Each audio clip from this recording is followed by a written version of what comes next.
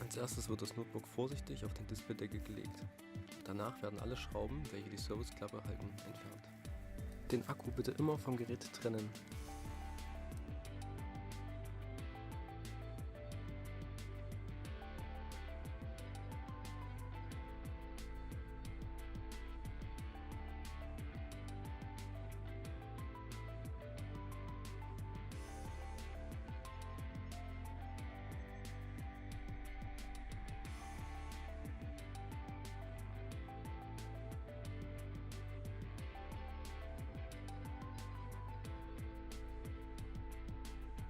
Bitte darauf achten, dass es Schrauben mit unterschiedlichen Bindelänge geben kann.